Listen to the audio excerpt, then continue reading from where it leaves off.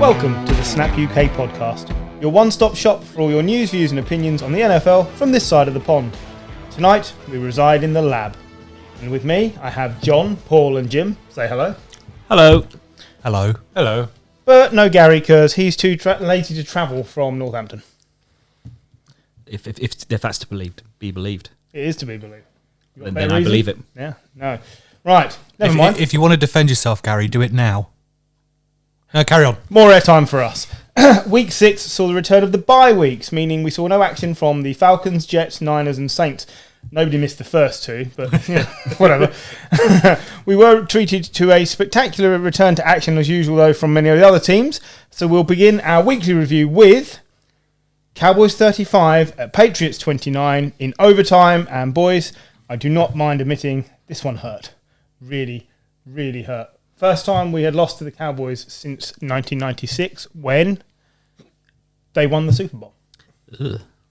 I know. This was a gutter for me. I stayed up to watch the end, mainly because I was working. And I had to watch Cee Dee Lamb take a touchdown catch in overtime following one of the best second half displays by any wide receiver this season. He is brilliant, isn't he? He is. Yeah. Like I think we all knew he was good coming out of the draft. And I just don't think we knew how good he was. And I think we've always said that receivers and tight ends usually take a couple of seasons to bed in. This is his second season, and I think he's, I don't know, would you say he's above Amari Cooper in the pecking order right now? I think last night probably hoiked him above. I think Cooper had come into the season as the number one. But I don't, there's a hair's breadth between them, and I think Cee Dee Lamb is the more explosive of the two. It's a heck of a 1-2 combination. Yeah, I mean, Amari Cooper is still a fantastic receiver. I think it helps Cee Dee Lamb that he has an Amari Cooper, as well as Zeke. Dalton Schultz is, doing well. Cedric Wilson, who no Wilson. one had heard of till he turned up last night. 4 catches for 40-odd yards. I mean, was it Gallup they had? He was injured now. Gallup's injured, but with Gallup back, the three of them, Lamb, Cooper and Gallup, that's the best trio of receivers in the league for me. Yeah, without a doubt. Yeah. Dak was, You are forgetting Golladay, Slayton and Shep. Yeah. Yes, we are forgetting that. It's easily done. You've got the best injured receivers. How's that for you? That Yeah, helps. you'll take that. Dak was firing on all cylinders, but he did end the game with a really awkward-looking limp, a calf injury apparently from an awkward fall. Calf strain, but they're on bye week next week, so It's the time to get injured if you're gonna do it. that's the point to do it. He broke a record last night as well. That's the most yards thrown against a Bill Belichick defense. Really? Yeah. Wow. Yeah, in all fairness, I thought our defence actually played quite well. It's just we only play well in 5-minute bursts, and then at the end of each burst, there's a big play that we give up every week. If only we had a Pro Bowl cornerback that we could have kept. A defensive player of the year. Yeah, I know. If only that had happened. I've been riling against the want to criticise Belichick too much, but he is coaching scared with Mac Jones. We had 4th and 3 or less on 3 or 4 occasions last night, and we punted every time. And I think you need to let Jones play. If 2 of those come off, the chances are we don't lose. I can forgive that because he is a rookie quarterback and you are playing one of the better teams in the league. I do take your point. What I can't forgive is McCarthy also taking that choice on 4th and 1 and choosing to kick a 50-yard field goal instead of giving it to, Dak, Zeke, Pollard, anyone. Like, he's still... I watched some of this game and I caught up with the rest this morning, and it just felt like neither team wanted to win this game. Yeah, I think when you've got Zeke and Greg the leg, you've got a sort of 50-50. You expect Zerline to make anything from 50 yards in, and you expect Zeke to pick up 1 yard. Zeke had been stopped at least twice. A few 4th and 1s, 4th and shorts, they'd stop Zeke. 1 yard, just a quarterback sneak, and it's like something like a 70 or 80% success rate. Yeah, but they had trouble with the short because the short yardage was the problem for the Cowboys. Yeah, Judon was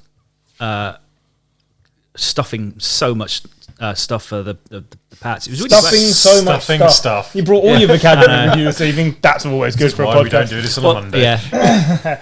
Yeah, Judon was brilliant. That's why he got paid to join. I think you have to give some. I mean, there's a couple of things in here in terms of how I feel about the Pats, right? So, firstly, you've got Trayvon Diggs, who's now like record pace setting on the other side of the ball. You don't want to take chances when you've got a guy who can do and got a 42-yard pick six on you. He did, and Mac Jones's look on his face when he threw that ball and got picked off. Yeah, but fair play to him. And the next play where he threw it to Kendrick Bourne against Diggs again. Dime. Yeah, well, that was the whole point. Yeah. They went straight back after him, and it was a brilliant throw. And Kendrick Bourne was away for 75 yards. Yeah, it was incredible. But yeah, sorry, back to your point. So I also want to say, Belichick is. He doesn't seem like he's having fun like he used to. There's that kind of mischievous side about him. Losing isn't fun. Yeah, you're Owen for having fun. Like, you remember Doug Flutie kicking the ball through the posts as the point after? Yeah. You know, spying on the other team, cheating. He's not had fun since he pulled that trick where there was a punt and he took a delay game and he was running the clock down. He's like, and then Mike Vrabel did it to him in the playoffs, and he's not looked happy since then. No, agreed. Either that or Philly special. One of those two. Yeah. He just never got his mojo back. Last night he looked like a hobo. You said he's that. looked like a hobo since 1991. Even more so. Like he looks like he's got like he had a cut on his nose. He's got a cut on his nose. Like looks like a ball's hit him in we the face when assumed he's he'd wearing been fighting glasses. with his daughter or Linda or somebody. Like that's a very aged reference for this podcast, by the way. Ratchet ogre. Well, his son looks more and more like a werewolf. He does. He has got a proper Boz Moulet going. Yeah, what they do at the beginning of the game, they put peanut butter in the roof of his mouth.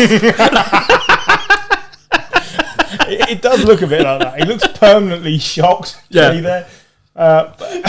Anyway, we just ruined the Belichick family there. Belichick is a man with nothing to prove. No.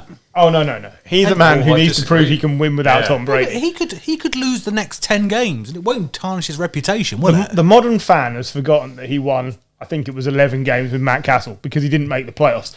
Belichick wants to win enough games to get into the playoff with Mac Jones, and then he can be happy. You don't have to win a Super Bowl with Mac Jones, but he needs to prove that he can take this quarterback, put him back in this system, and win something, get somewhere. Fair enough. I really think that, and I think they can. Like, if you were asking me right now, which one of the 5 quarterbacks drafted in the first round is most likely to win a Super Bowl in their first 5 years? Probably Mac Jones, because he's got Belichick. We know that the team can be rebuilt, and it's not a million miles off. And he looks the most mentally ready of all the quarterbacks that have come in. Completely agree. I don't think long term he has the most success out of the 5 that have been drafted, but short term, yeah, absolutely. Completely agree with that. And I think Dak Prescott was interviewed after the game, and they asked him about Mac Jones. He's got like 2 really good attributes. One, he makes a mistake and he just forgets about it and goes on. When he proved that with the touchdown. And he's not afraid to get hit. He bounces back up. Like you've got to be able to take a bit of a kicking as a quarterback. Yeah, it certainly helps. I think he gets a lot of props from the O-line when they do let somebody through, and he's straight back up, straight back on with the game. The other thing about New England last night, whilst Zeke, and Pollard were brilliant, you have to say Harris and Ramon Stevenson were equally brilliant for New England. And that is the way New England are going to win this season if they're going to win more games. Yeah. Is to play the best defence you can, even if it's not perfect, have a quarterback who can operate the system and absolutely run the ball into the ground. And they should have done that on those 4th and shorts. They should have gone for the runs. You're 0-4 at Gillette for the first, since Gillette wasn't built. No, since pre-Belichick. Since Bledsoe's first season. Yeah. It's not good. And all you can say is if there are moral victories to hang it in with the Bucs and the Cowboys, the Patriots are well up there. Like, they've been far more competitive in those games than the team that lost to Miami the first week. Yeah. And that's what still bugs me the most is we lost to Miami. Now, next week we're playing the Jets for the second time this season. And you kind of think, well, the first time Zach Wilson played for us, let's hope he does the same again. But I'm really concerned that we might underperform. No, I'm not. You're I not? just think the Jets are that bad. I hope so. I really hope so. Just from what we saw last week in London, they were bad. Like, Zach Wilson's not ready yet. The defense doesn't want to play. The offensive line is about as useful as a colander. It's It's true. I mean, it depends what you want to do. If you want to strain a some colander vegetables- has some rigid solidity, so actually 5 colanders would be all right.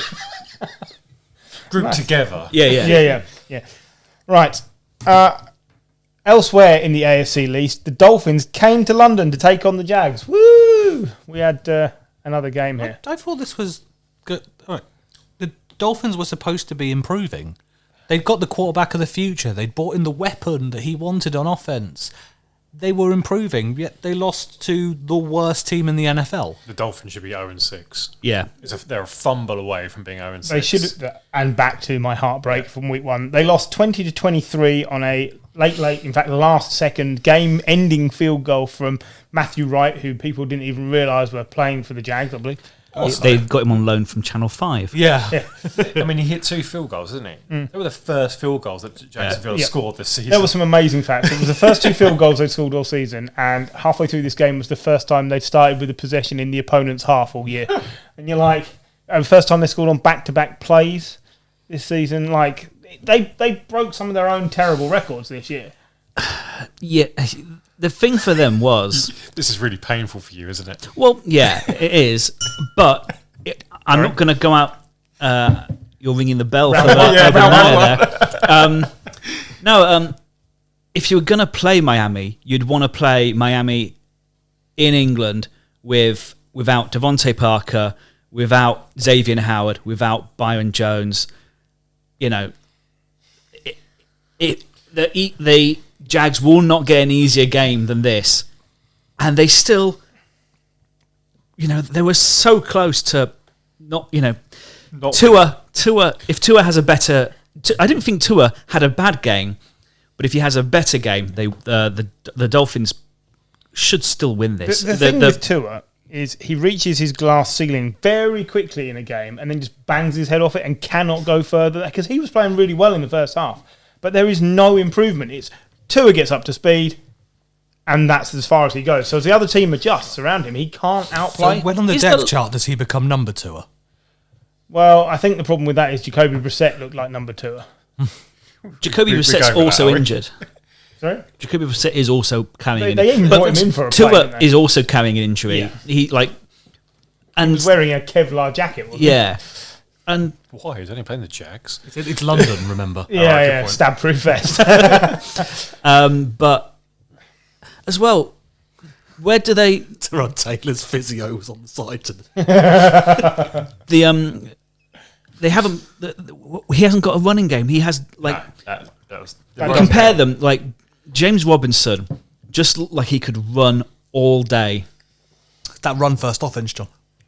Yeah. Bit of a crime, he only got 17 carries. I know. I'm still a bit disappointed by that. It's the same every week. Yeah. He's 4th in rushing in the NFL, but he's had the fewest carries out of the top 10. It's crazy. Right, 17 carries to 73 yards, and all of Miami, 20 carries to 77 yards. Yeah. Including Miles Gaskin, who had 1.8 yards. He looked poor. Where has the shine gone from Flores, though? Because last year and the year before, we absolutely spoke his praise. We couldn't believe how well they did in the tanking year 2 years ago. Then last year, despite all the problems with the quarterback position, he was bringing in Fitzmagic. He was making gutsy calls. Where's it all fallen apart? Even the tanking year, they played out their skin. Yeah. Last year, it felt like whatever happens, they were playing for Flores. They took a step forward. Have they just regressed to the mean of the fact that they were just really shit players? Have they just, with some star quality sprinkled in who weren't here this week, and what we've shown, what we now see is that Xavier Howard doesn't want to be there anyway. He's been trying to get a trade since before week 1. Are we seeing that actually it's not a great team, and actually the Flores factor was what was keeping them going, and that's not there because the talent can't keep going forever. They can't keep. They have regressed to what they are naturally, which is a poor team. And I do worry that I think they're better than their record, No, but not I much don't. so. I don't think they're better than their record at all. Oh, I think the Giants are a better team than this team.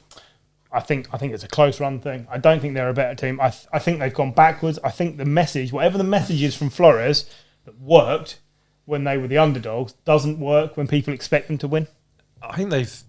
I don't know. I'm hypothesizing here. I mean, does it? It feels like That is a big word for this podcast. Anyone want to explain it? It's a big word for Monday night as well.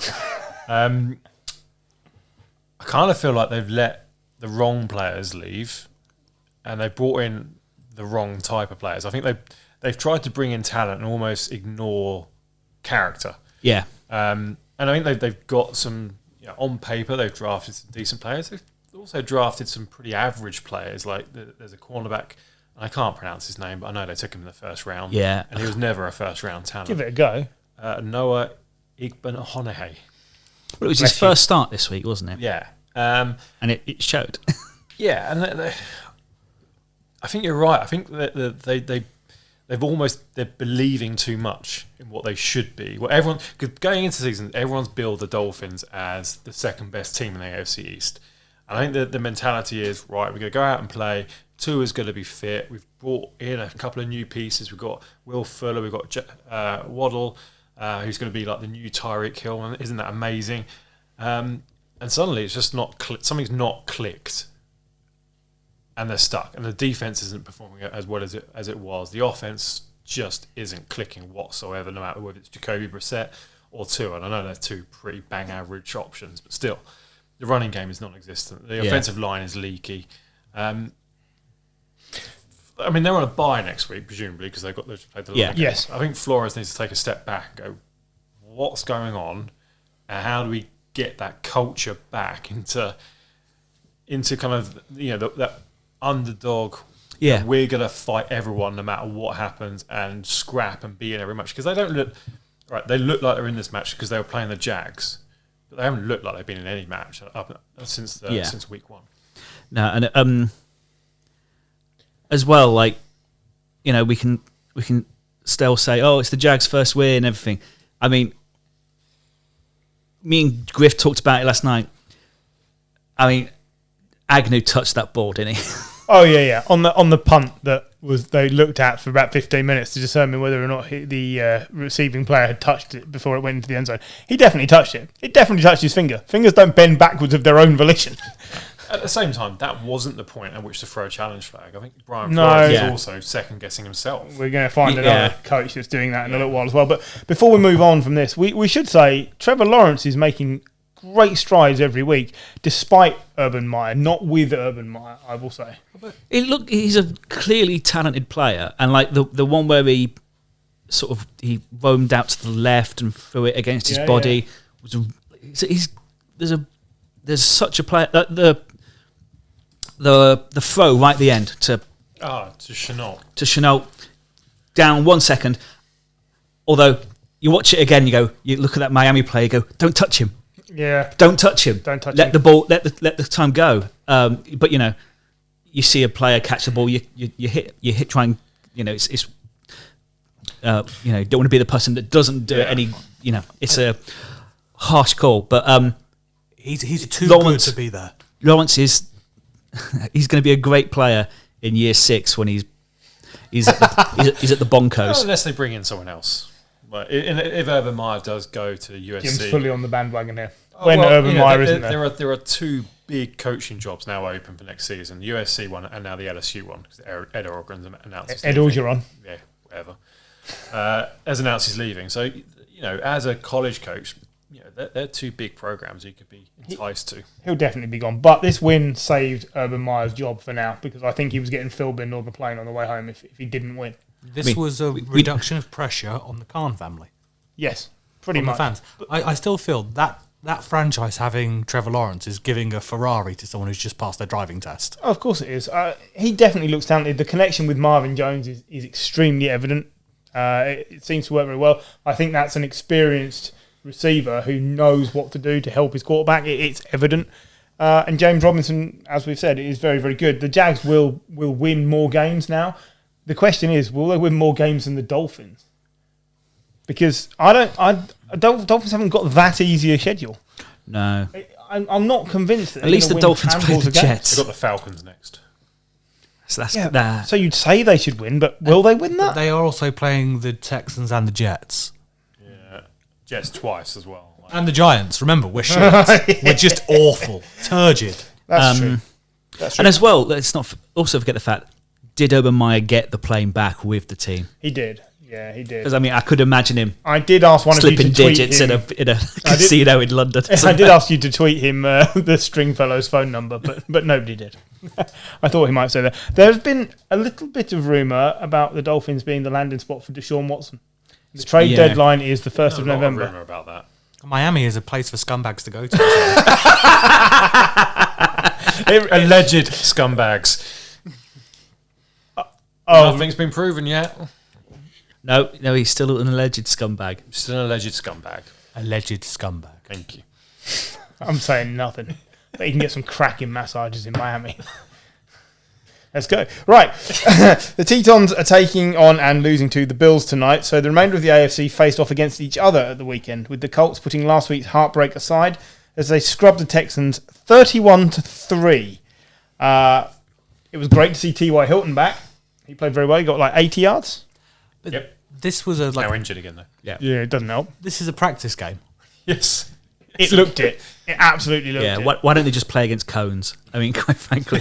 Pretty much they did. I think the cones would have done better. Like, you can trip over cones. Yeah. It's like a Kymie Fairburn field goal is all the Texans got. Now, Davis Mills got battered, but do you know what? Some of the passing he puts up looks really, really good. He doesn't look terrible, does he? I mean, No. There are worse quarterbacks in the league than him. He's just on the worst team. It doesn't help. It's a bit David Carr, isn't it? There's talent there, I know what you're but saying. you're just But you're just playing for the Texans. yeah. You mean you're playing with no O line It doesn't help.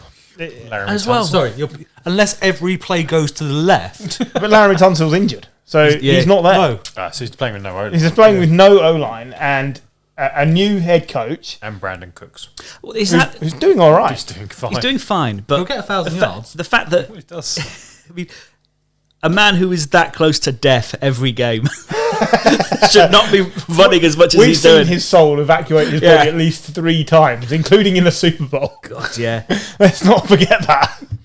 But we can't spend too long on this. But Carson Wentz has looked good Look really good. 2 weeks running. I mean, he only threw about 17 passes in this game. 20. Oh, okay. Didn't need to, did he? No, exactly. not really, because they had Jonathan Taylor, who just took the game away from Texans, 145 yards. I worry that Jonathan Taylor just shows up for games that you should win. Is he a flat track bully? Yeah. Like You get a cricket reference. I know. yeah, Look but at yeah, like a bit like Fournette.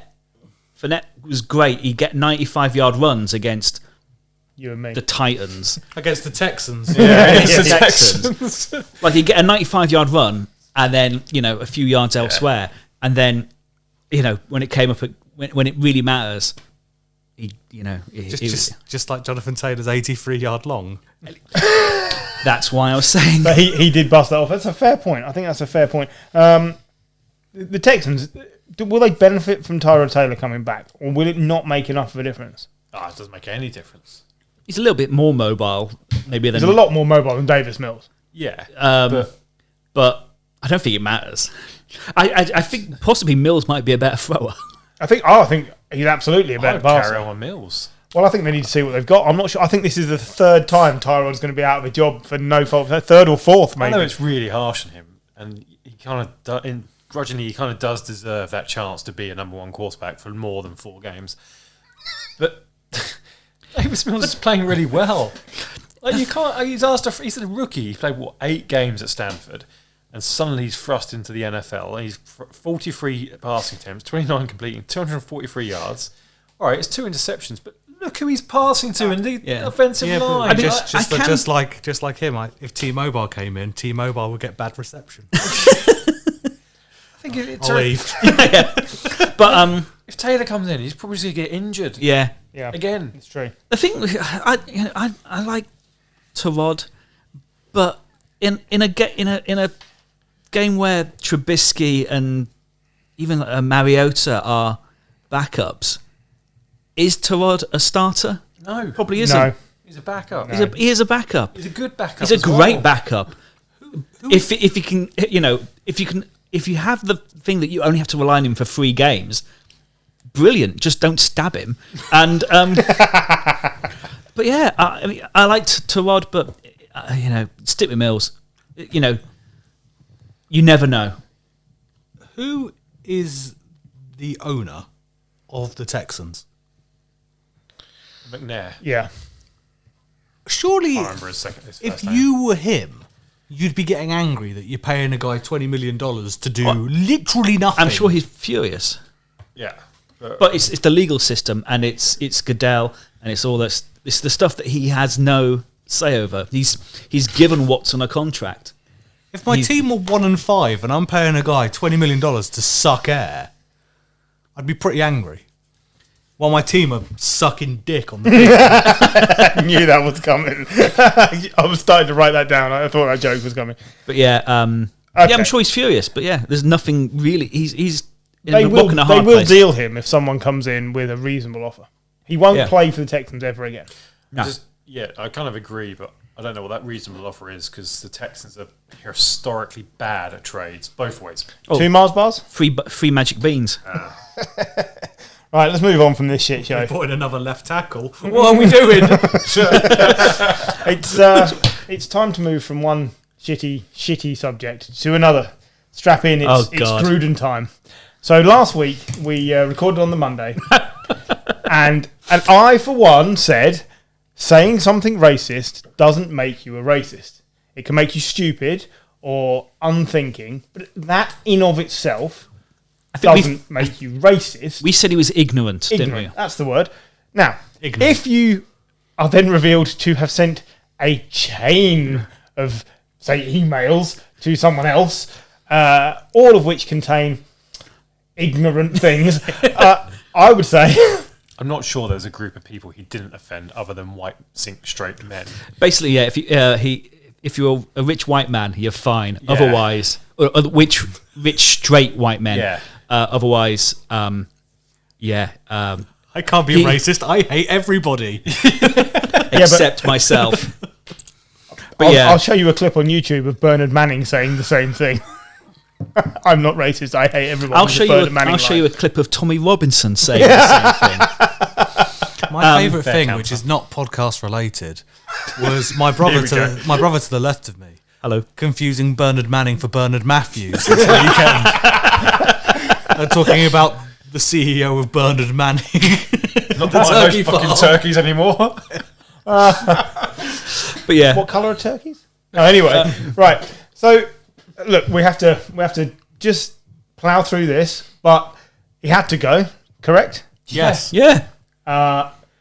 Anyone think it was necessary for the Bucks to remove him from the Ring of Honor? Because he did win a Super Bowl for the Bucks, and that felt to me like cancel culture. These two things are different, and I don't think they necessarily need to do that. They could release a statement saying, we find this behaviour abhorrent, but if a ex-player of yours shoots somebody 20 years after he no longer plays for you, you don't have to remove him from your Ring of Honor. That's why OJ's in the Bills one.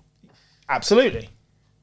So I'm just saying, did it not feel a bit like, we better do something?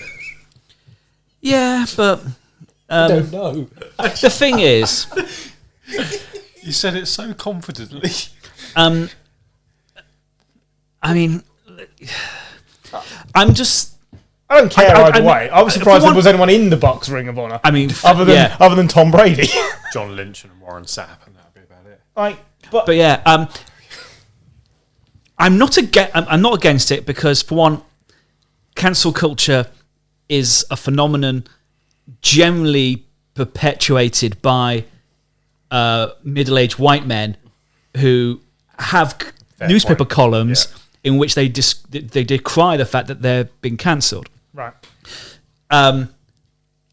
So, whatever, I think what this just has exposed is the fact that Exposed himself as well? well, no, but he was trading pictures of women exposed, wasn't he? Yes. I realised that the NFL did not release those. No. Hey, look no. at Sean Taylor's jersey we're retiring, Yeah, guys. Yeah, guys, look over here. Ignore this. Stop looking at the titties. Look over here. Stop looking at this. No, Sean Taylor was great. Yeah. That poor man's family.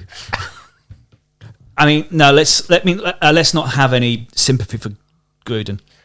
But what I'm trying to say very badly is it's exposed the fact that once you get beyond head coaches, it's still a white boys club in the NFL, and it's what's crime in sports, Silver-haired middle-aged white men. Silver-haired middle-aged white men, and that's Shout what it out is. to Crime in Sports, by the way. Love that podcast. But yeah, it is, and it's a boys' club, and it's nothing's ever going to change because it's what's going to happen is other silver-haired middle-aged white men are going to investigate the silver-aged middle-aged white men, and they're just going to say, yeah, it's fine. Nothing's ever going to be done.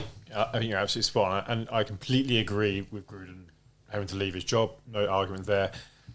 I do want to know what's going to happen to the Washington football team, though, because this is originally an investigation about them. Yeah. So there's 650,000 emails, and somewhere someone has leaked this thing about Gruden, and Gruden, It felt personal. It felt personal, and Gruden's gone, and rightly so.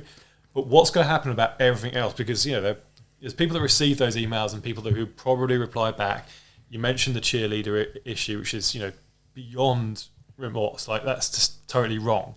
So what's going to happen to them? And it's like nothing. At the moment. You'd be surprised. The Donald Sterling thing in the NBA. So Donald Sterling was the owner of the Nets. Yes. Who had transgressions. Yes, he did. And they forced a buyout of the club. Yes, they did. Yeah. Stranger things have happened. Yeah, but it's going to take someone putting their neck out to do it, and I don't think there's enough of a feeling within NFL at the moment. Hopefully there'll be more leaks, but at the moment, like the Washington staff who have brought this investigation are, I'd imagine, quite pissed off at the fact that they're investigating Washington culture, and the coach of the Las Vegas Raiders has been fired, which just meant that basically in the last 2 years, Dan Snyder's got both Grudens fired.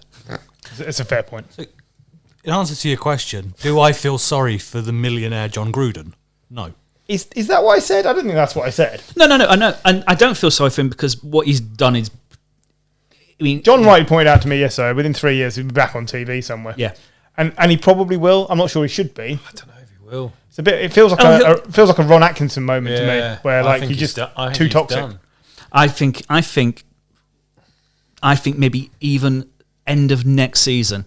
I think he'll have the off season. He'll have a contritional, sort of, I'm sorry. I'm doing, Jesus. I think there's too many good personalities coming out of football over the last 5 years, like the Manning brothers. Yeah. the Manning brothers. Yeah, Who will take that kind of position of ex-player / coach who is a good football pundit. I don't think any broadcaster needs John Gruden. I think I hope not. But yeah, I mean, as well, you've got it now that the pundits generally seem to have gone from, your Maddens and your Grudens to Romos, your Mannings, your players with personality.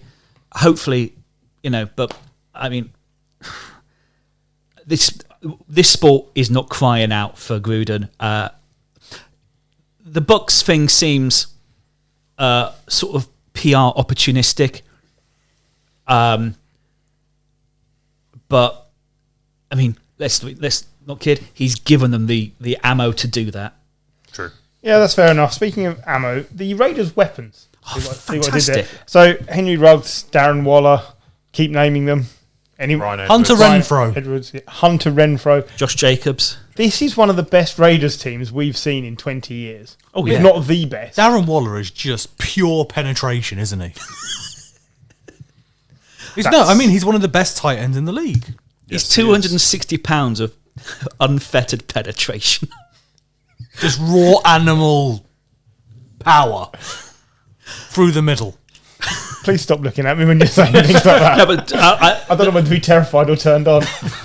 Darren, Both. if Kelsey's probably the best tight end in the league, especially this season, you've got Kittle, Waller's maybe third or fourth. I think he's been better than Kittle. He has been better than Kittle this year. Kittle's not played well the last 12 months. No, I'd say Waller is above Kittle last year.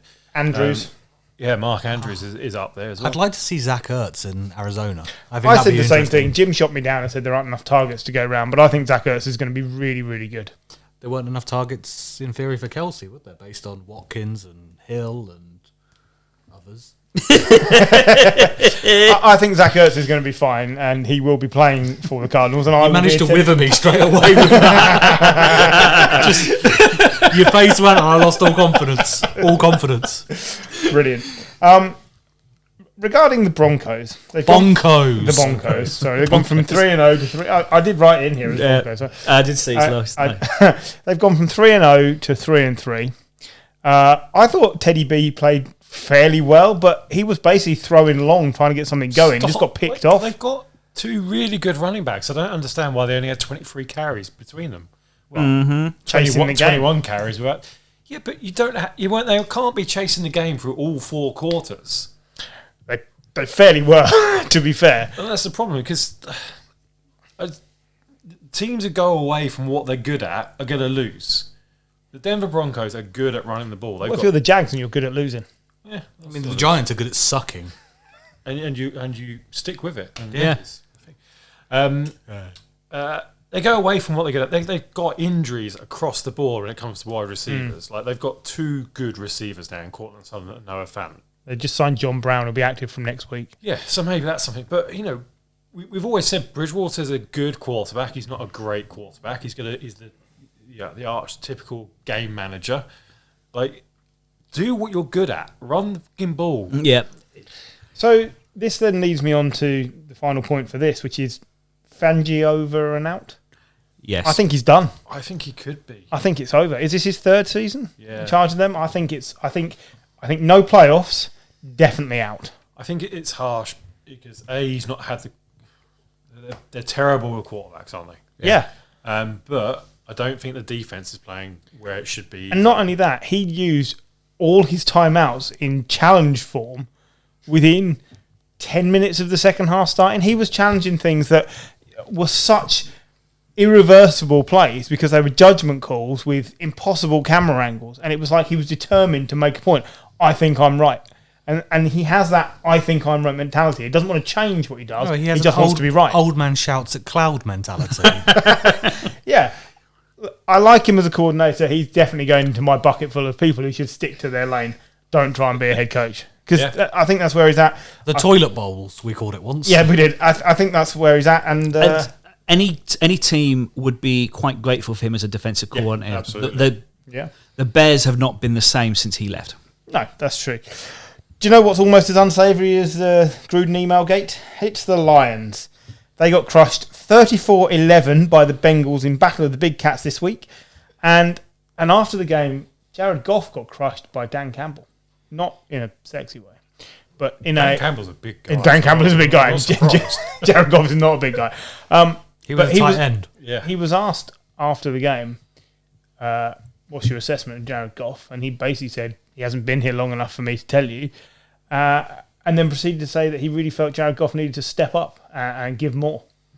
Now, I think Jared Goff's played okay, considering what he's throwing to, but I think what he's trying to do is light a fire under Goff, and this seems to be the thing he's often lacked, which is he just withers. This competitive edge doesn't exist, and I think he's in the wrong sport for that to not be there. He's a confidence player. Yeah, he's a confident.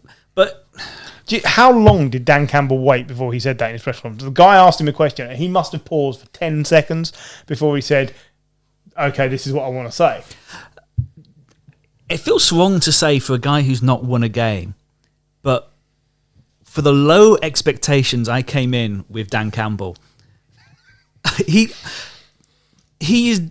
doing all right. Like publicly, I expected him to be a fucking disaster. This is the first game I think they've had where not remotely competitive from start to finish. They've not been competitive at all. Yeah. Like all from like the first game into the 49ers where they almost came back right through to they've been fighting for him, and this is the first game where they just got beaten out of it. Oh yeah, but there might be some sort of Mourinho style digging out for Goff, which might light the fire for him. I don't think know. he's that sort of player. I can't think. I think Goff is more of a. As a coach, you've got to put your arm around him. Yeah. I don't think he's the type of player that responds to that type of public criticism. Well, has he ever had it? Because McVay was always very softly spoken with him, and I don't think. But you remember, McVay got to the Super Bowl with him. He got to the playoffs with him last year. Yeah. So, but he got more out of Goff than Dan Campbell is at the moment. Now, there are a lot more pieces in LA than there are in Detroit at the moment. A lot more. Like, that is a team that is rebuild all over it. I don't think it's fair to judge him on what he's done so far. I get what Dan Campbell's probably trying to do. I don't think it's the right approach. Oh no, we'll It was such a Jared Goff box score though. 28 of 42, 202 yards, no touchdowns, pick, sacked. Like that is just what you think of. Like there isn't much to work with. I know that, but as one of the more experienced players on the team, I think what Dan Campbell is saying is, where is your fire? I'm stood up here every week defending a crap team and basically saying we're working our nuts off. What are you saying? I haven't heard one word out of Jared Goff. He's a trailer. He's a trailer. Yeah. You've got players who are trucks and they pull the trailers. They pull the team along. He's a trailer. He's never going to pull the team along. I think also you have to look at how good the Bengals are. Yeah. They are sneaky good. Yeah. They're not even sneaky good now. They're good. They're just good. Joe Mixon is on fire in that backfield. yeah. The two games they've lost are both games they've lost by a field goal. Yeah. So, like we said, the Dolphins could be 0-6 and whoever else could be 6-0. The Bengals could legitimately be 6-0. They've got a big test next week against the Ravens, but they are looking. I am pleasantly surprised with where the Bengals are. There was a moment in the game where Burrow picked out Mixon as he ran out of the backfield, and Jamar Chase suddenly realised he was the lead blocker, and it was beautiful because he was torn between this is going to hurt and this is going to look amazing, and he blocked for Mixon all the way down the sideline. Leveled the guy. Oh man, he really did. But like he properly committed to it, knowing this might not come off. Like, this could go bad. But it was brilliant, and I think Zach Taylor has stuck in there and he's getting every ounce of everything he can get out of these players. I did not want to see Zach Taylor there again. I did not think anything of him in his first two seasons. But once again, people who are allowed to mature and get better pieces for their game plans, they can be good. I think it really helped Zach Taylor the COVID year. Yeah, I agree. I think that bought him plenty of time. Bought him plenty of time, and also it gave the opportunity for more first-round draft picks, more great players to come in. There's no real superstar in that team. I realise Joe Burrow's a first-round pick. You say that, but Brandon Allen, 1 for 1, 7 yards, touchdown. That's superstar figures. His quarterback rating is pretty good. His quarterback rating, 135.4. Because he was just in for that. They just read that's how dominant they were. What did Joe Burrow do? Wow, that's it. Brandon Allen, Mr. Efficiency. Joe Burrow threw an interception. It was I think you're right. Fucking awful one as well. Yeah, it was bad. Yeah. But he's a star. I think they've got the triplets, haven't they? In terms of they've got Burrow, they've got a running back in Mixon, and they've absolutely got a number one wide receiver in Jamar Chase. They've also got T. Higgins, haven't they? Who I think is a solid number 2. T. Higgins, You'd Tyler love a Boyd, solid number 2. CJ Uzoma, I can't pronounce it, but he scored today. Scored today. Scored yesterday. But the Bengals have always done well in terms of like getting 800 yards out of just dross, like your Ericssons and your. I can't remember who the other one was. Brandon LaFell. Tyler Boyd, He's still there. He's still there. Yeah, 1 reception, 7 yards. Not quite 800. did he get a touchdown? No, he did not. Alden Tate did though, so fair enough. And they got Drew Sample as well. I mean, I follow a lot of Bengals fans on Twitter, and some of them are quite angry at the fact that they're doing so well that they're going to have to keep Zach Taylor because, like, there's a lot of, but yeah, they're Even last year when Burrow was fit, they were in games. yeah. I think last year, if Burrow had been fit for the whole season, they probably wouldn't have won many more games, but they would have been competitive in more games, and it would have been it's a learning year. We expect more this year. This year, they've taken the natural step up from having a rookie quarterback versus a second-year You quarterback. want a measuring stick for the Bengals? They play the Ravens this week. That's what I said, Yeah. Right? Now, the Lions play the Rams this week. They are not winning that game. Oh God, no. And Oh, their schedule is rough. Yeah. All right. Didn't We, say- we've we been, said we've this been over last this. week, didn't we? I know, Yeah. but they've now got the Rams, then the Eagles. That's winnable. I'll grant you that. Then the Steelers, Browns, Bears, Vikings, Broncos, Cardinals, Falcons. That's winnable. Bonkos. Seahawks and Packers. At best, there's 2 wins. Yeah. At best. Yeah. This is entirely possible. They become the first team to lose, 17 games. 17 but games, lose yeah. all their games in the season twice. But you also think in terms of, like, that's a team that have been very unlucky. I remember going into the draft, everybody thought Jeff Okudah was going to be the defensive, the cornerback of the future. Yeah. Yeah, And he he's- was a no-risk pick. He's turned into a cornerback with no future. Yeah. Back to John playing with his cones again. Because that's what he looks like. Is he even playing? Oh, he's He's injured. injured at the moment. And they're no worse off for out it. for the season. Yeah. I mean, it's just saving the defensive coordinator an argument on the sidelines every game at least. But It's not all bad in the NFC North, though. The Vikings needed overtime, but they got back to 500 with a KJ Osborne touchdown to overcome the stubborn Panthers 34-28. We need to talk about Kirk Cousins. He's really good. He's all right. He's having a very good season. I'm not prepared to say he's really good. But He's the new Dalton level. No, I think he's better than that. I know what you're saying, like Dalton, mid-range quarterback. But no, I think he's better than that. But I think he's streaky. I think he could play 12 games, be brilliant, and he could end the season with an 0-5 dross fest. Streak of. No, I disagree. I think he's proven to be more than solid. I think if you look at his stats this season, he's just on the edge of 70% completion rate, 10 touchdowns, 2 interceptions. Yeah, he doesn't throw a lot of picks. No. He's very accurate.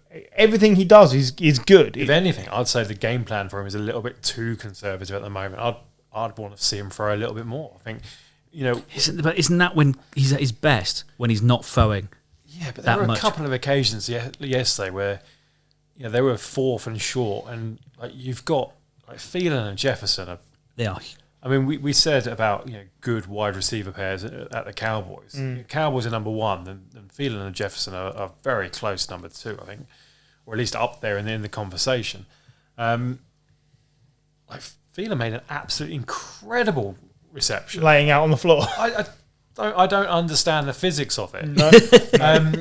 So I whilst Dalvin Cook is still brilliant, and he proved I think that he's back to fitness of 140 yards. I'd like to see Kirk Cousins being pushed a little bit more. I think he's got it in him. I quite enjoyed it when he gave Zimmer the old "you like that." Yeah, that looked quite aggressive though. I don't think they like each other at No, all. I don't think I don't Last think they do week when they won, he was jostling with Zimmer, and Zimmer was like, "Get Zimmer, on." Yeah. like, look on Zimmer's face. Of Wasn't course, a good one. Of course, he's probably just thinking, "Get your COVID fucking fumes away from me." Zimmer's an older man. He doesn't need to be exactly. catching that. But yeah, I think Kirk's having a great season.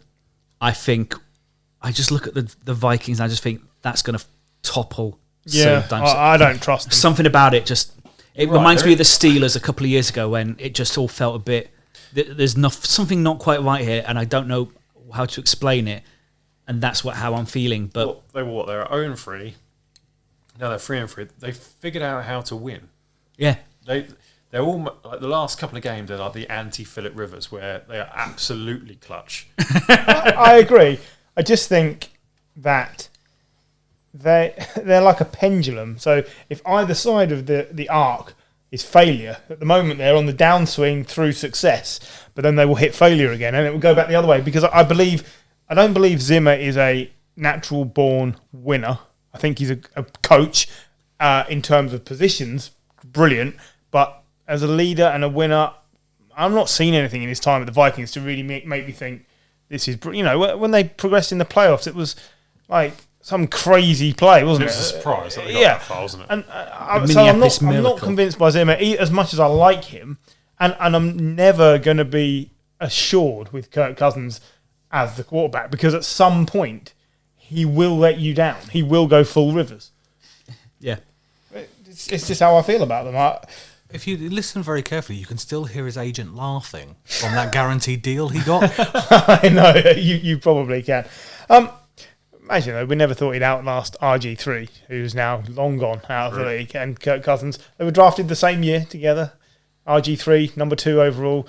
Kirk Cousins, 4th round, 5th round, 4th round. And Still going in a lot more money. yes, he is. Where do you think Thielen ranks in the wide receiver group? Top 5, top 10? Top 10. Top 10. I did actually have a look at where, because I looked at It's top 10. where we had him last year, and we had him. A few of us had him in the top 10, not everyone.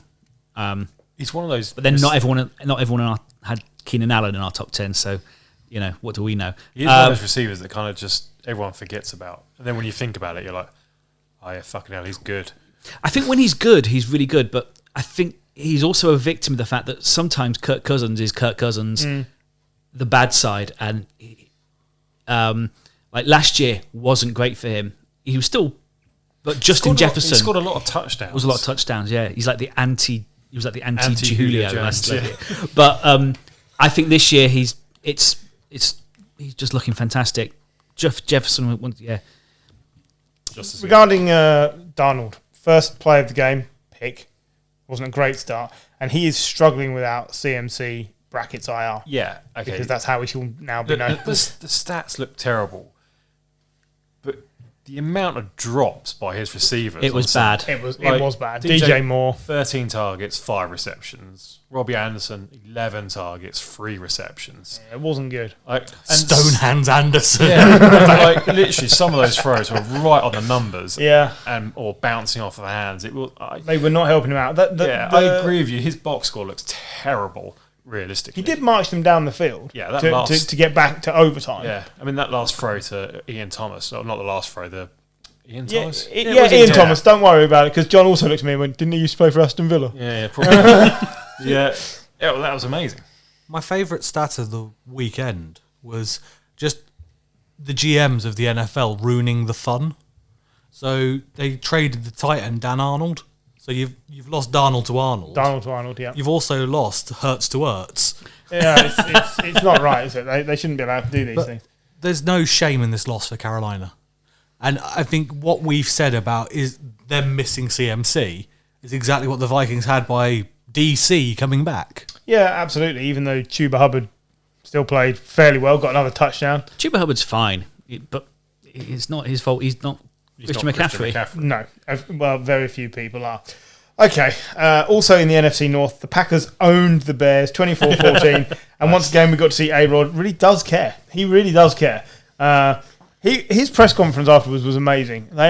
So if you didn't see it, he stood in front of the Bears crowd shouting, I own you, I fucking own you.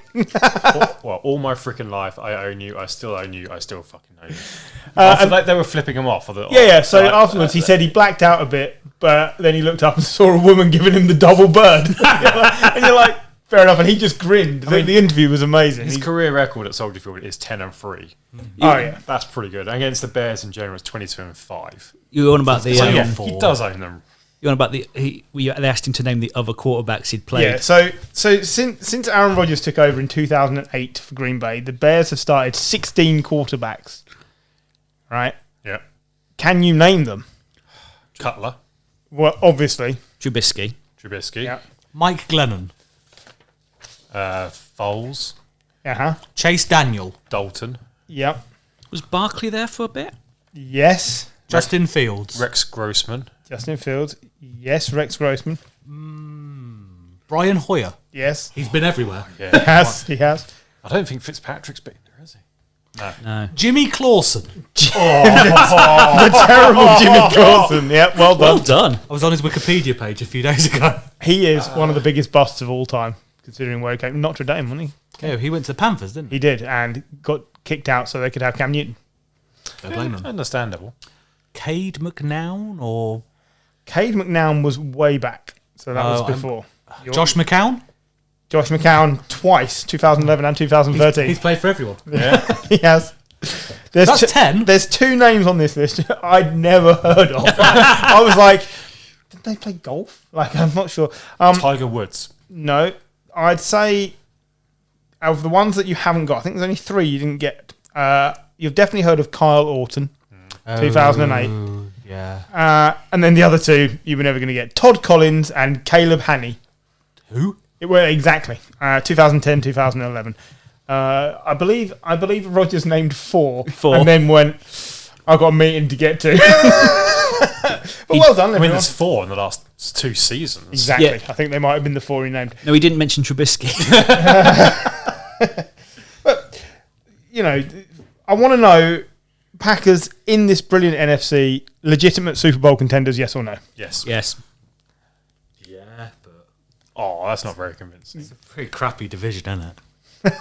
Yeah, but in the NFC itself, It's a pretty crappy conference, isn't it? it's not The though, is it? thing is, Is there like 3 or The- 4 the- 5-1 teams now? Yeah. you've got the Rams. Yeah, 6 the and 0. Rams, the Bucks, the Cowboys, the Packers. Yeah. They Yeah. are fucking incredible Cardinals. teams. Yeah, but Cardinals. What have the Bucks done recently? But yeah. We've got the Cardinals as well. Yeah. Oh yeah, the I- 6-0 Cardinals. But yeah, My outside pick for the Super Bowl. the Packers weeks ago? look a cert for going out in the championship round. It feels that way. Sorry, Duncan. But I'd say they're contenders. I absolutely think Aaron Rodgers will just want to win this Super Bowl. I think I picked them to win the Super Bowl, give the double bird to Brian Gutekunst, and fuck off. They've gone from division losing in the divisional round to losing in the championship. So now losing in the Super Bowl. yeah. And also, why are we apologising to Duncan? All of our teams suck. That's true. That is true. It must be Fuck you, horrible Duncan. watching your team win every week. Who the fuck is Khalil Herbert, running back at the Bears? He played very well. 6th round pick, is he? I have Yeah. no idea. Never heard of him. No, he's literally a rookie. I thought it was 2 names they just mashed together, Yeah, and suddenly he was scoring touchdowns and putting up 97 yards. I thought he was like a Madden regen. Exactly. That's what I meant. Well, I mean, I've always said that you can run against this Packers team. You still can, and I think he proved that. It's going to be their downfall eventually. So, another juggernaut in the NFC are the Rams, and on Sunday they rammed the Giants up the arse and off the map, winning 38-11. There was no need for that. There absolutely was. The Giants were chuffing useless, I think is the phrase. We need to talk about Daniel Jones again, because Daniel Jones had played really well since week 1. He had 1 turnover. He had only 1 interception up till this weekend. I think he now threw 3 and lost a fumble. The Rams' defense will make a lot of quarterbacks look terrible. But this is it. He's playing the best defense in the league. One of. I don't think they are the best. At but- the start of the season, through fancy, because I always draft the first defense, I always draft the first kicker. Yep. The Rams were the first defense on the board. That's true. And let's go with it. They're a top 5 defense, if nothing else. And they made him look very average. But John made a good point to me. In this world of safety, he got 7 of his 9 bells knocked out of him last week. Like, it just didn't strike me as correct that he should even be. I'm sure he passed all the protocols. Gonna say, I mean, But the guy could not stand up last week. Like, if they're serious about player safety, if you see a player hit that badly that he can't carry on and he has to be carried off the field by opposition players, you're sitting for a week. I don't get it. They make all this nonsense. Like, we can't hurdle the line anymore to block kicks because of player safety, but we can see a guy get his bell rung and it's still shaking the following week. yeah, I made. But what's more scary than Aaron Donald is when you see. But as soon as his went last week, I was like, we're not seeing him for a couple of weeks, and there was a press conference on Thursday where the press were asking Joe Judge, what news about Daniel Jones, and he was like, "Oh, not sure, need to hear back." And one of the reporters went, "He's got his pads on and he's throwing," and you can see Joe Judge going, like, just the look of like, "Oh, fucking hell." So yeah, I don't think he should have been playing. I don't want to see Glennon playing, but I don't want to. Playing Jones this week was just a dumb move. The outcome wouldn't have been any better if No. Mike Glennon had played, though. I think we just keep him till the end of the season, and then burn it down at quarterback, see what's available, go somewhere else. What I actually had in here was, will the real Daniel Jones please stand up, brackets if you can. Now, but the thing is, the turnover ratio, all right, he's been good in some games this season, but he's got 45 turnovers in 33 starts. He's going to be a career backup in this Yeah. league, but he's never going to be your long-term solution. It'll be a great backup somewhere. He might be a great backup with you. Yeah. I mean, But I don't know who you've got coming next. This year's crop, Not good. I think Spencer Rattler. I think this Awesome year mullet. You'd be lucky to go first round. we need a defensive lineman. I think as a first pick, but You could use him as a quarterback. There'll be options on free agency. yeah, I still think Andy Dalton's going to look great in blue. Oh, wow. That would be But there's a downgrade. load of guys that have been out the league for a year, 2 years by that point, who have them in as a steady. We're not going to. We've been so bad for so long now. You can't just rebuild like that and think, okay, we're going to, and we aren't good enough to be able to say, let's go out and get a Wilson or a Rodgers. Even though probably this might be the year they come. Rodgers is definitely going to come up, but it's not going to happen. The only way we can do that is by trading on the Giants' name, but we are the most losingest franchise alongside the Jets in the last 5 years. Yeah, it's not gone well in New York and New Jersey. Let's talk about wide receiver injuries for the G-men. They persist. Kadarius Toney, the best player you had on the field last week, caught 3 catches in the first quarter and then hobbled off and maybe done for some time. Yeah, annoying. Excellent. Annoying. I sent a meme to our group of the NY stands for next year, and that's how I see it. It's constantly true, if nothing else. Sterling Shepard's back there. Yay! Longest serving Giant. Great. It's like being the tallest midget. And I know all about that. Matt Stafford was back on form, firing on all cylinders again. Excellent. 4 touchdowns. Cooper Kupp was brilliant. Robert Woods was brilliant. All their other receivers were brilliant. Rams just got back on the bike and cycled away. Yeah, but when you're cycling on flat ground, there's no hills to climb. Well, it wasn't. You didn't put up much resistance, is what you're saying. Continuing the theme of excellent NFC teams, though, Thursday Night Football saw the Bucs beat the Eagles 28-22. But honestly, it was never that close. You got the feeling at any point Brady could just put the pedal down and put 2 scores up and walk away. It's going to be a running theme. Hurts is doing enough to keep this. I'm telling you, he's going to be there. He's a good NFL quality quarterback. No, he's not. I think he might be. I think he's better than Tua, Yeah, okay, I'd agree with you there. right? So I think he's therefore better than Daniel Jones, because I think Daniel Jones is just Tua with more turnovers. I think if you were to power rank all of the quarterbacks in the league, Hurts would be. Should we do that next week? Yeah, we can do that next week. For next week, let's power rank them. Let's see where they come. Hurts will be in the top 20. There are 12 worse quarterbacks than him. I'm not sure about that. I think that's a brave move, but I don't think he's one of the 5 worst either. So I think we need to go back over the games, but I'd love to know how many points Hurts has scored in garbage time. I bet it's a few. Because I feel like all he ever does is turn up when the teams are like 21-0 down. But I don't think that's all on him. Blake Bortles with legs. Yeah. I don't think that's all on him. I think a lot of this comes down to coaching. I don't think the Eagles look ready anytime. The Eagles look terrible as a team. Miles Sanders had another pretty dreadful game. His 56 yards? 56 yards, but 23 of those came in one run. So that's 8 carries for, 20-odd yards. 33 yards. Yeah. All right. Something like that. Math genius. No, I'm only guessing. Yeah. The team's bad. I don't think Jalen Hurts the answer.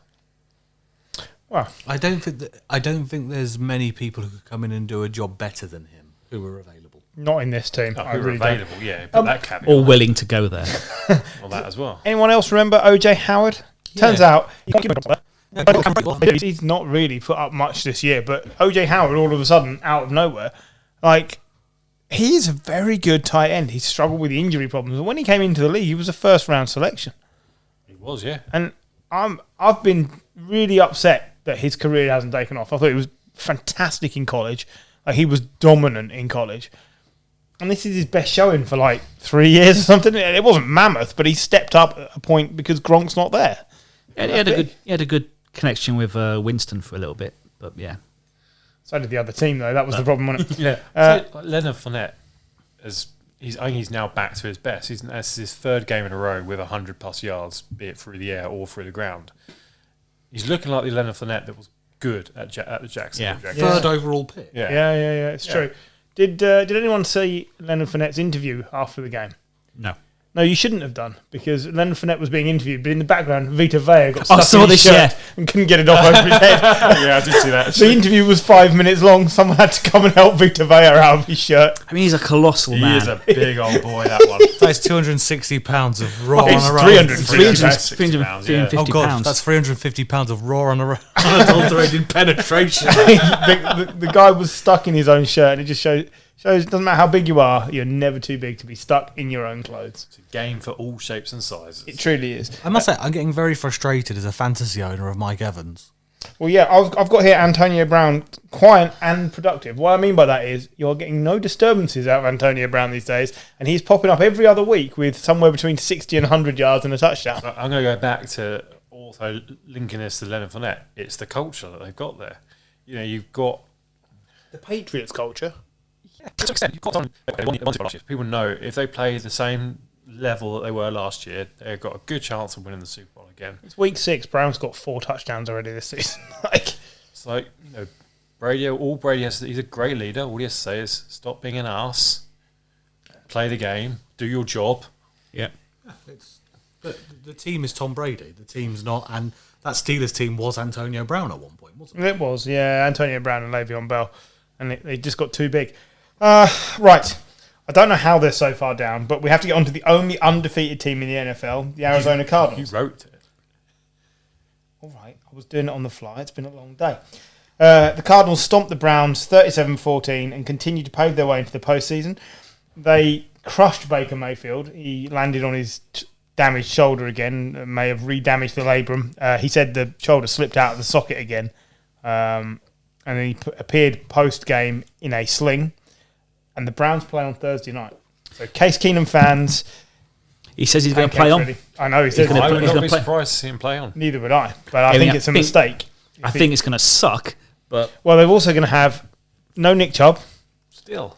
Well, he may not be back. And no Kareem Hunt, who could be headed to IR after injuring his calf. So fantasy owners, be aware. Who else have they got at running back? Well, it's funny you should ask. Jim's going to tell us. Dearness Johnson Dearness Johnson. and Anthony Schwartz, who got negative 3 yards Yeah, on so one carry. so not a lot is the answer. Brett Favre running stats. They have got probably going to get Landry back. They should get Landry back. And they've got the often ignored Donovan Peoples-Jones, Yeah. who was amazing at the weekend. DPJ is greater than OBJ. It absolutely is. OBJ had a good game, though. Oh, he did. He was fine. I mean, They've got options, but this was not a game to judge Baker or the Browns on because the Cardinals were that much better. it was 14-0 up so quickly, weren't they? Yeah, and there was no... Kyler no way Murray back there. looks every bit an MVP candidate. And all of this was done without Cliff Clinkernuts because the team this week were run by Harvey Whippleman, which was very strange. Spencer Whipple. Yeah, that's what I said. Harvey Whippleman was in charge, which was a reference really only for Paul and a few of his friends. But it did make us shuffle. Spencer Whipple sounds like something you have to get cream for, doesn't it? 32-year-old assistant wide receivers coach was making the play calls. That's amazing. That's just fucking ridiculous. So next And week, he did a good job. next week, a bicycle salesman will be in charge. If the call was for Hopkins to be in 15 yards of space in the end zone, he did. He played that helps. very well. But no, I mean, even on the, I think it was it the first touchdown that Christian Curtis scored? You know, there was I think it was in the Peter King column where he said that was one of the plays which, you know, they'd already had that discussion with Kyler Murray. What's your favourite plays? He had a list of favourite plays. He was in a third down and long situation. I think they just conceded a penalty. Right, we're going to go to this. Worked out perfectly. The guy scores and off you go. And He's But going to to John's be a point- name to watch. To John's point, if you're in any team defending against the Cardinals and you think there's a miscommunication, run towards DeAndre Hopkins because he was stood in the back of the end zone and just caught the ball and was like, "Oh, no one's here." You can't do that. He looked like he was presenting it as a prize. Yes, he did. Yeah. He absolutely did. I just think There was also The one that took it to 14-0 was superb. He just, I don't know, juked, whatever it was. He just shuffled past 3 or 4 players, just made a what could be a very decent defense look absolutely useless. they've brought in some very good players to this Cardinals team, and they've also brought, JJ Watt isn't the player he was, but he's still better than most. You've still got to pay him attention, haven't you? Yeah. Like as an offensive line. Got the sack on Baker that hurt him as well. And immediately, by the way, called for attention, which is testament to the character. He's always been a good player. I mean, a good player in terms of like a good guy. Clean player, yeah absolutely. Not in attention of, hey, look what I just did. I mean, Fuck this guy. Standing over him, teabag dancing. back to the Spencer Whipple, is that his name? Yeah. Harvey Whippleman. Harvey Whippleman. We made the comment that Urban Meyer was given the keys to Ferrari when he should only be in what's a really bad car these days? A Fiat Multipla. Fiat Multipla. Nice one. Spencer Whipple also had a Ferrari and ends up winning 37-14. Yeah. Turns out Spencer Whipple is Michael Schumacher in disguise. There we go. Not now, but back in the day. Well, yeah, Harvey Whippleman returns your car by handbraking it with, whereas Urban Meyer returns your car and it's on fire. Harvey Whippleman's job is actually the cars for the company now. Yeah, absolutely. Genuinely. Oh, really? Yeah. I love that. But yeah, somebody no. somewhere is looking up who the fuck is Harvey Whippleman. I'm wondering.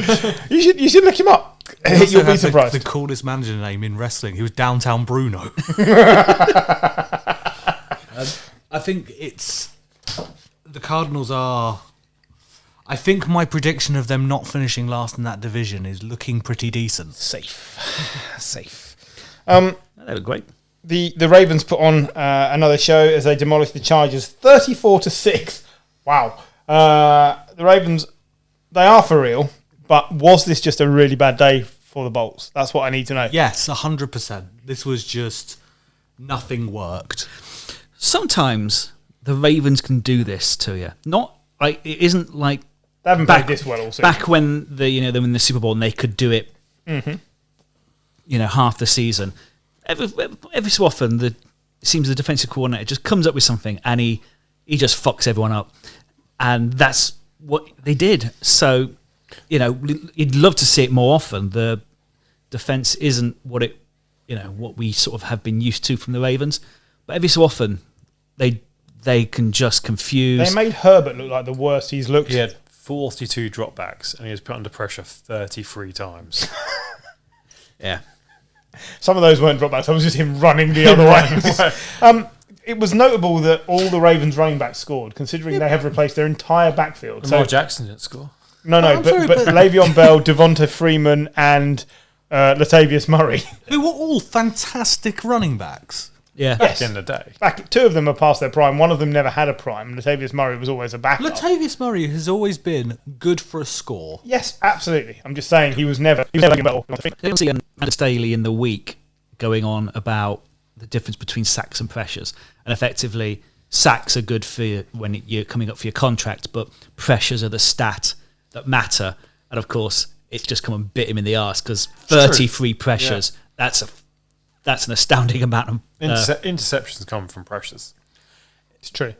Staley kind of, I felt it was almost, look how good he is. This is going to be the coach of the year. And it just feels the NFL has that wonderful ability to go, wait a fucking minute. Yeah, hang on a minute. No, I think they'll be fine. I think they looked a little bit underprepared, and I think this is easily the best the Ravens defense has played in a year, if not more. I think they were absolutely outstanding. We haven't talked kickers. Vizcaino, the kicker for the Chargers, has missed at least one PAT every week. This is a Chargers problem, right? They got rid of Money Badger. They replaced him with, I think, this guy. This guy's been terrible.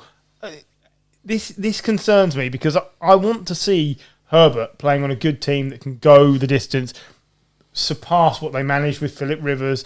And this is still one of their long-term problems. Having a kicker who's... You haven't even got to be clutch. You haven't got to do it all the time, but...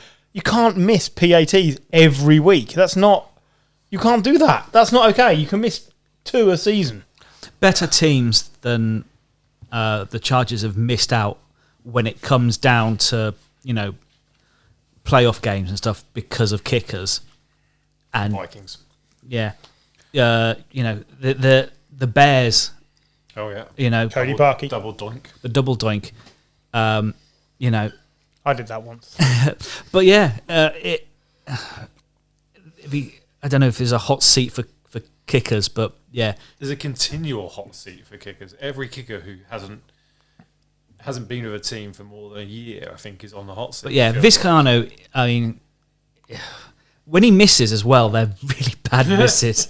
Like I saw him miss once. Like it must have been 20 yards wide from a PAT. It was like he missed. Insane. And yeah, I think there's must be a coaching issue. They're playing in Baltimore. It's not the most pleasant of cities weather-wise. And he's come, but he's missing badly in Los Angeles as well, under a dome.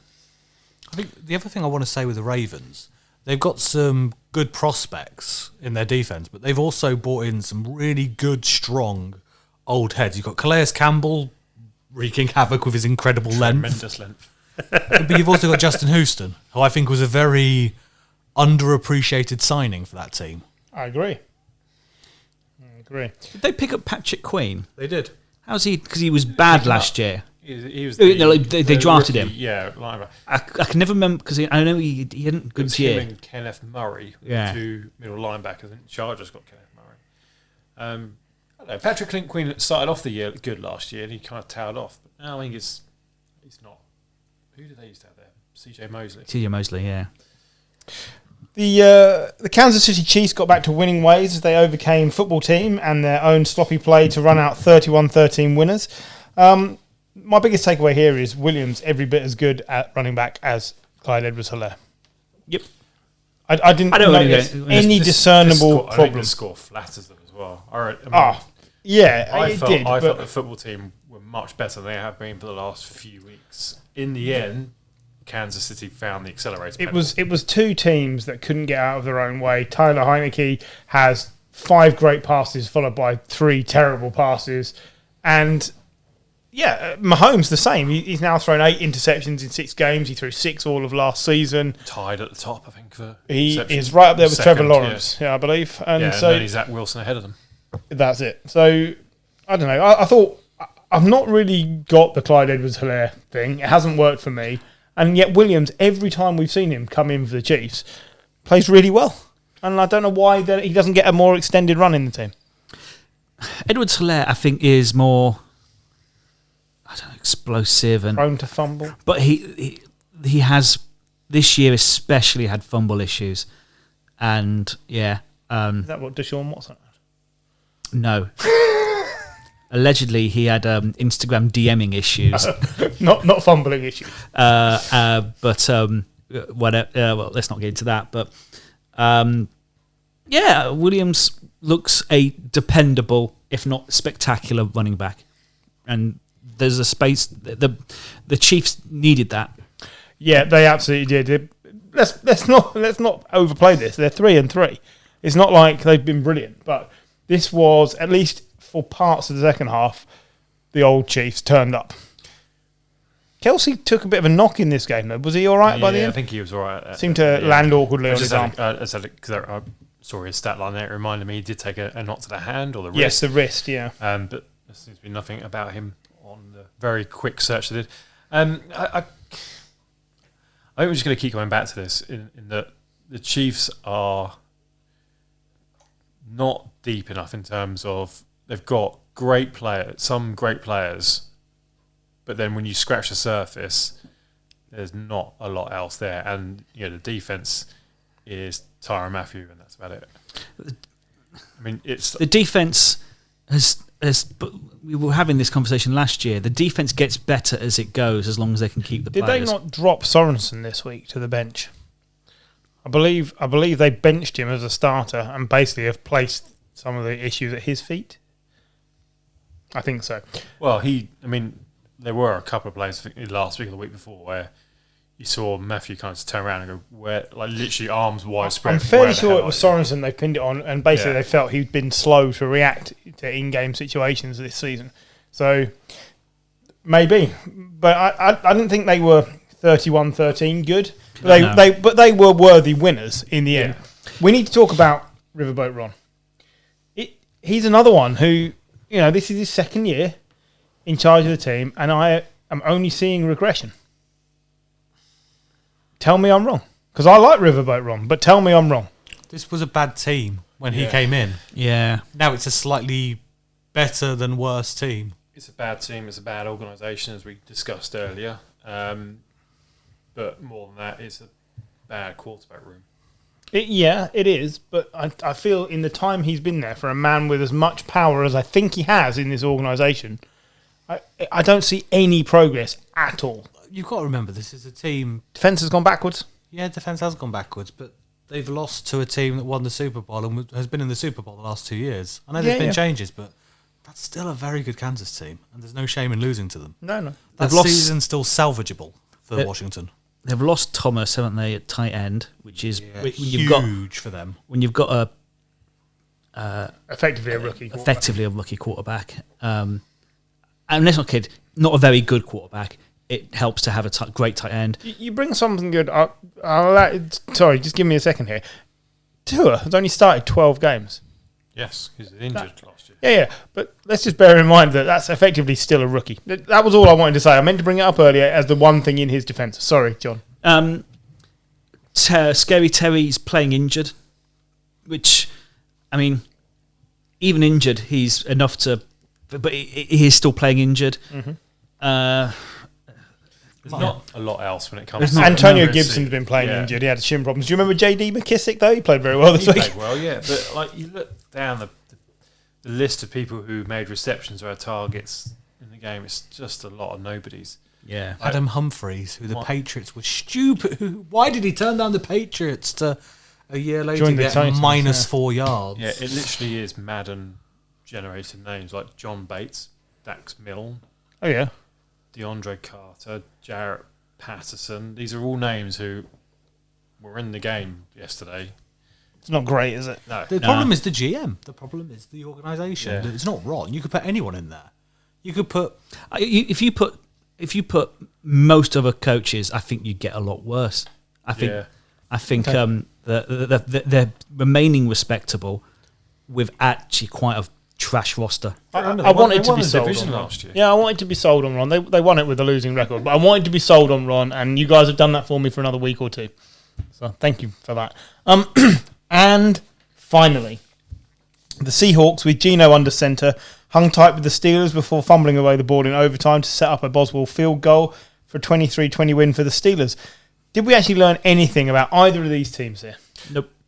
We reconfirmed that TJ Watt is really good and really worth good. The contract. Absolutely. Yeah. But these are two heavyweight teams that are no longer heavyweights. Nope. I agree. I mean, we learnt nothing, but we can confirm further that the Steelers' issue is still the guy under centre. 4.8 yards an attempt or something. It wasn't a lot. 5.7. Okay, 5. He wasn't good. He was outplayed by Geno. Yeah. He was outplayed by Geno. And that's an issue. Geno has something to prove. Ben has nothing to prove. This is Ben's.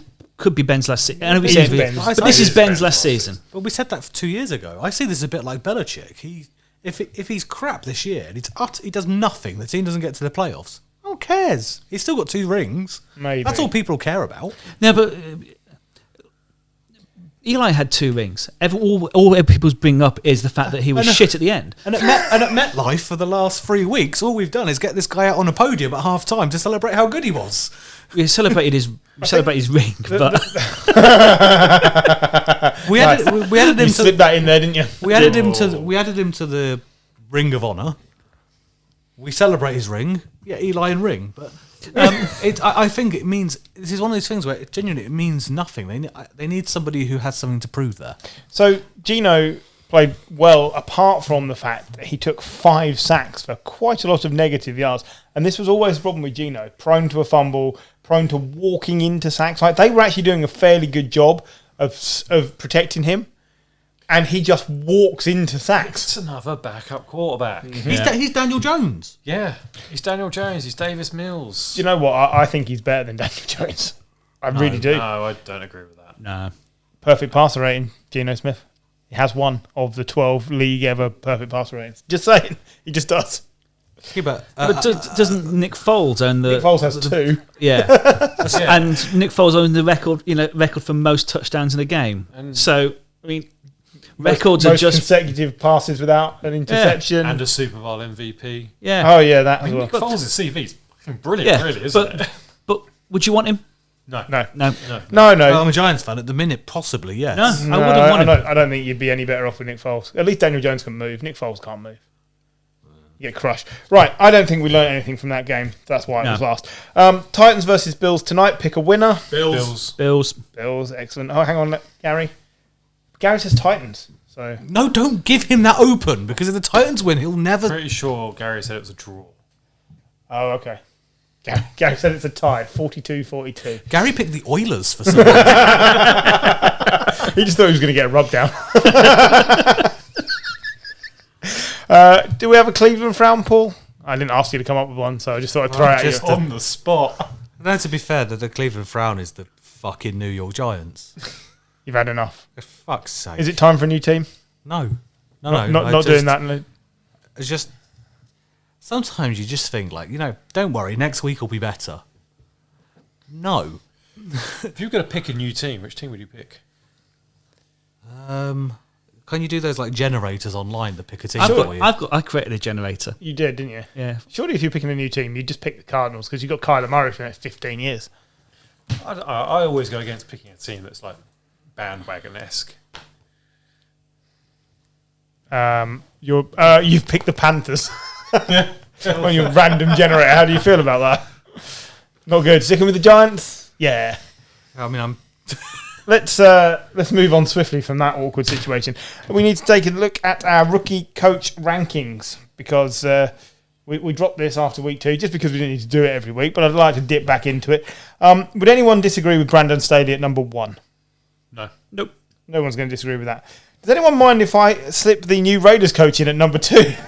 Bisaccia hasn't ever been a coach before. He's won his only game. I mean, I'm taking that. the Sam Allardyce success rate. Yeah, absolutely. I'd like to see Spencer Whipple on this list. You'd like to see Harvey Whippleman on this list? He also gets a win. We'll put them both in at number 2. Excellent. I mean, work. the biggest win of the last week is both Urban Meyer, who people seem to have forgotten the fact that he was in a bar fingering a woman, and... Did you say in a bar or in a bar? In a bar. I just want to double check. It sounded like bar from here. No, sorry, bar. And who had Mike Mayock outliving John Gruden? Well, none of us. Mike Mayock did. I don't think even Mike Mayock had. No. He would have been in a lot of rooms with just him and John Gruden. Just going, yeah, no, I think it's a great idea we get rid of Amari Cooper. No, I totally agree we get rid of Khalil Mack. What we're going to do with that hill of beans that we're going to get for them? Clellan Farrell. Okay, yeah, great. But So yeah, come on then. Number 2. Genuinely number 2. Not with the standards. I would submit, and there'll be some serious pushback, I'm going to submit Dan Campbell for number 2. Because I didn't think the Lions would be this good bar this The week. team are 0-6. I think you've got to put Nick Sirianni above Sirianni. Really? Dan Campbell. Yes. Bloke doesn't have a fucking clue what he's doing. I completely agree, but put he's his- got some wins. His So? team aren't 0-6. Yeah. They got okay. within 7 of the Super Bowl champions. Say what you like, All right. but they were All a right. score away from... Okay, Nick Sirianni at 2. Okay, number 3. Then you can put Dan Campbell. Anyone? Anyone else? Dan Campbell. John's not convinced.